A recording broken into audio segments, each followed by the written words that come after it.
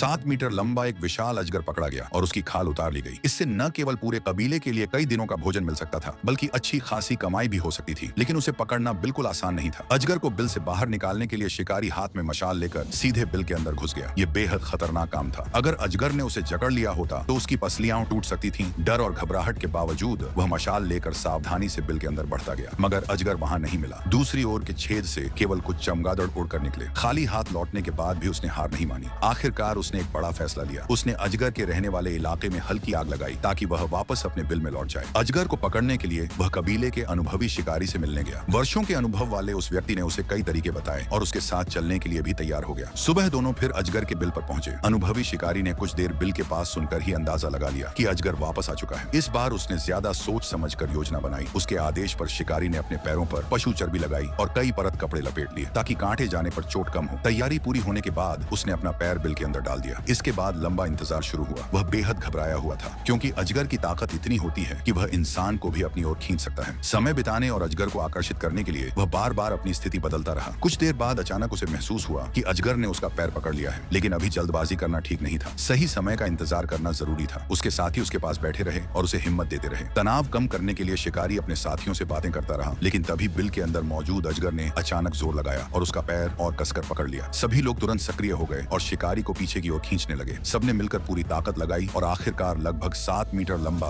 विशाल अजगर बिल से बाहर निकल आया। इस दौरान शिकारी पूरी तरह थक चुका था, लेकिन अजगर को देखकर उसकी खुशी का ठिकाना नहीं रहा। अजगर की खाल काफी कीमती मानी जाती थी और उसका मांस भी कबीले के लिए लंबे समय तक भोजन का स्रोत बन सकता था। घर लौटने के बाद खाल को सड़ने से बचाने के लिए नमक से अच्छी तरह साफ और संरक्षित किया गया।